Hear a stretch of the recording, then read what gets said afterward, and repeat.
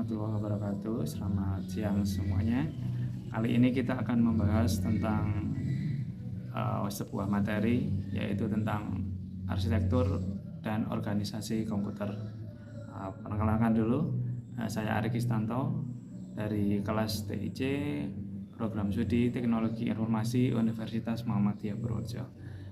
Mari kita mulai teman-teman. Dari yang pertama, dari pengertian arsitektur dan organisasi komputer. Arsitektur dan organisasi komputer adalah ilmu yang mempelajari tentang cara kerja, penataan, dan implementasi dari sistem komputer.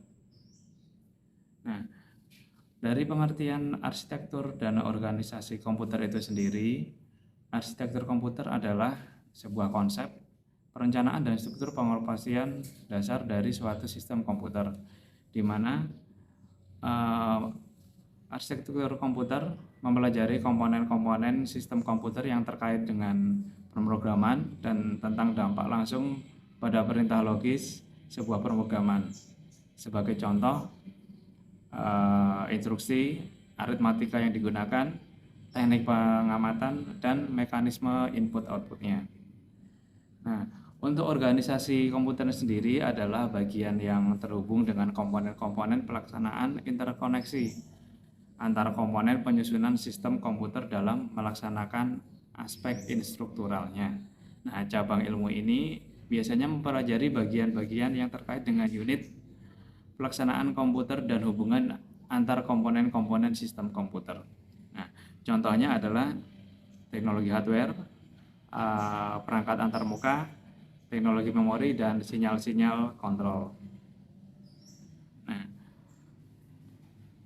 selanjutnya untuk menurut para ahli itu mendefinisikan bahwa arsitektur komputer adalah organisasi internal dari komputer dalam bentuk abstrak yang mendefinisikan kemampuan dari komputer model pemrogramannya. Ini menurut Clement dalam Suryawinata 2018 halaman 3. Nah, kalau menurut Dugyon, arsitektur komputer adalah studi tentang struktur organisasi, implementasi, dan performa komputer. Sedangkan menurut Yarni dan Huta Barat, arsitektur komputer merujuk pada atribut sistem yang visible untuk programmer, atau dengan kata lain, atribut-atribut yang memiliki dampak langsung pada eksekusi logis suatu program.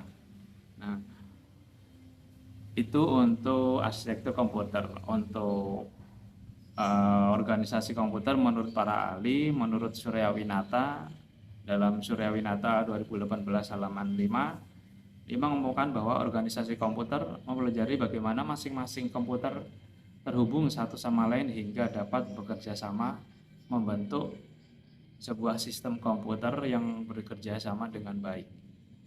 Ya, menurut Rosa dan Salahuddin tahun 2013, sistem komputer merupakan sekumpulan perangkat komputer yang saling berkaitan dan berintegrasi satu sama lain untuk menjalankan sebuah proses pengolahan data, sehingga dapat menghasilkan suatu sistem informasi yang sangat dibutuhkan oleh penggunanya. Nah, sekarang kita ke bagian-bagian komputer. Bagian komputer ada 3, yaitu hardware, software, dan brainware. Hardware adalah perangkat keras, yaitu komponen dari komputer yang bisa kita lihat dan berbentuk nyata dan mempunyai fungsi untuk mendukung proses komputerisasi. Sedangkan untuk software adalah perangkat lunak, ya adalah perangkat instruksi atau program yang diperintahkan komputer untuk melakukan tugas-tugas tertentu. Lain lagi dengan brainware. Brainware adalah orang yang menggunakan atau orang yang memakai dan mengoperasikan perangkat komputer tersebut. Nah, ini adalah contoh-contoh dari hardware. Ada RAM yaitu alat yang berfungsi untuk menyimpan data sementara, yang mana data tersebut dapat didapat dari hard disk atau data dari program atau yang dari data dari input atau output. ada CPU, yang kedua CPU ya, ada Central Processing Unit, bagian atau tempat untuk memproses data. CPU merupakan otak yang berperan dalam sebuah proses suatu perintah yang mengatur, mengendalikan semua aktivitas komputer.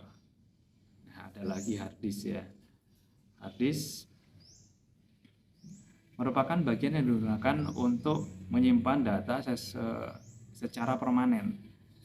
Nah, bedanya dengan RAM, kalau RAM itu sementara, kalau hard disk dan permanen. Tapi kesamaannya adalah semakin tinggi atau semakin besar kapasitas RAM atau hard disk, data yang disimpan juga akan semakin banyak.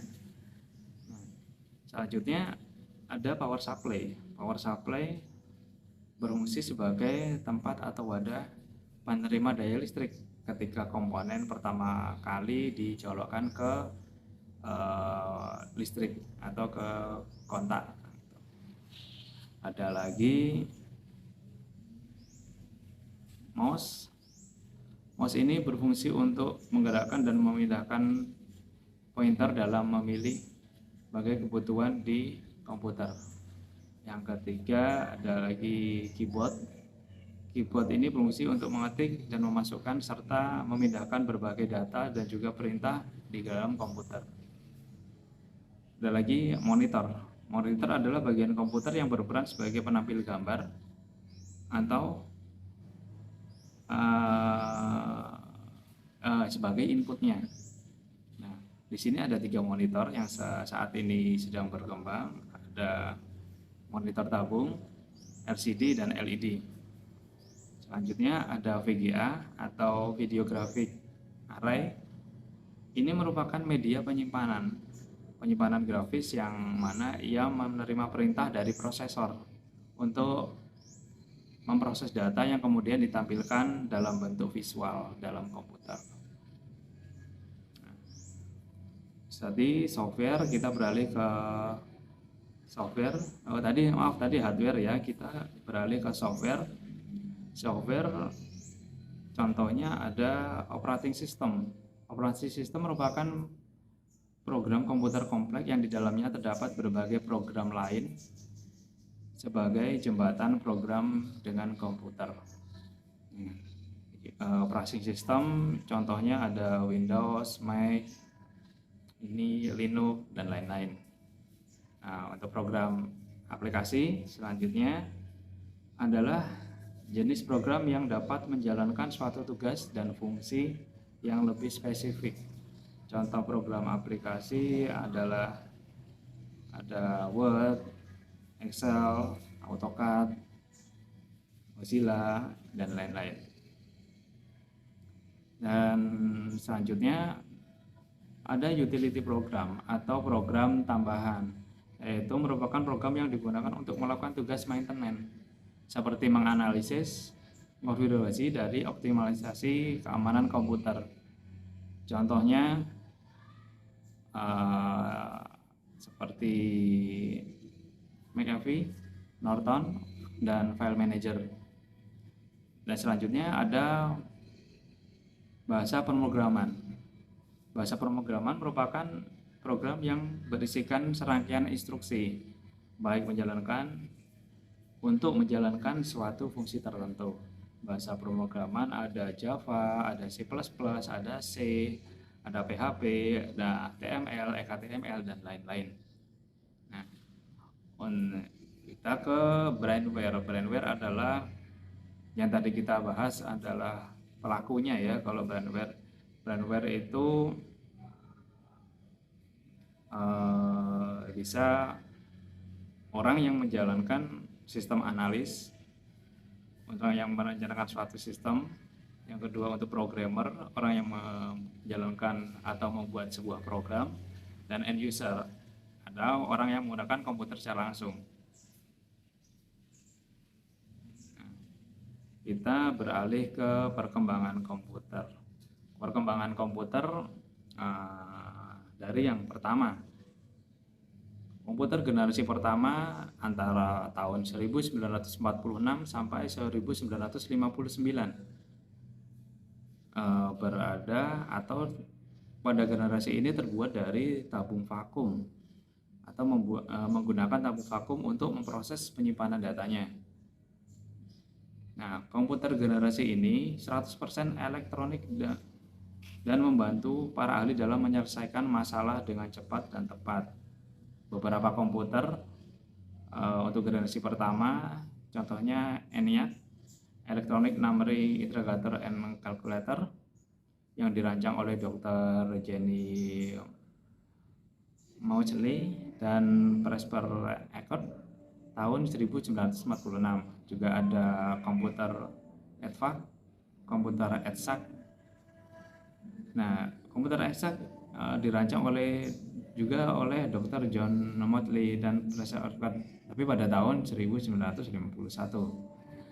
Nah, selanjutnya komputer generasi kedua, yaitu antara pada tahun 1959 sampai 1964. Komputer generasi kedua ini menggunakan media teknologi transistor, di mana transistor itu memiliki ukuran yang cenderung lebih kecil dan tidak menghasilkan panas yang berlebihan seperti pada tabung pada komputer generasi pertama. Nah, pada kedua ini menggantikan bahasa mesin dengan bahasa assembly. Nah, beberapa bahasa pemrograman yang mulai bermunculan pada generasi kedua ini adalah COBOL atau Common Business Oriented Language dan formula transistor atau Fortran. Ya, mulai digunakan pada generasi kedua ini. Perkembangan komputer selanjutnya adalah generasi ketiga, yaitu antara tahun 1965 sampai 1971. Komputer pada generasi ini telah beralih teknologi menggunakan teknologi integrasi sirkuit atau IC. Nah, ini ditemukan oleh Jack Kilby, seorang insinyur dari Texas Instrument pada tahun 1958. Selanjutnya komputer generasi keempat ini berkembang pada sekitar tahun 1980-an. Pada masa ini komputer semakin maju dalam segi kecepatan, penyimpanan, hardware maupun softwarenya. Komputer pun semakin banyak dipasarkan dan komponen-komponennya. Kemajuannya antara lain menyatukan berbagai IC menjadi komponen VLSI, Very Large Scale IC. Nah, produk untuk komputer saat itu antara lain Intel Pentium 1, Celeron, Pentium 2, Core i3, i5, i7, i5 Bridge itu buatan Intel, dan juga AMD K6, Athlon, dan beberapa software yang banyak digunakan ialah Word, Spreadsheet. Nah, komputer pun muncul dalam bentuk video game seperti video game Atari 2600. Nah, untuk selanjutnya komputer generasi kelima atau generasi masa depan. Banyak kemajuan yang berkembang di bidang desain komputer dan teknologi yang memungkinkan pembuatan komputer generasi kelima. Nah, dua kemajuan rekayasa terutama adalah kemampuan pemrosesan paralel yang dapat mengkoordinasikan banyak CPU untuk bekerja secara serempak. Kemajuan lain adalah teknologi superkonduktor yang memungkinkan aliran elektrik tanpa ada hambatan apapun, yang nantinya dapat mempercepat kecepatan informasi itu sendiri. Assalamualaikum warahmatullahi wabarakatuh.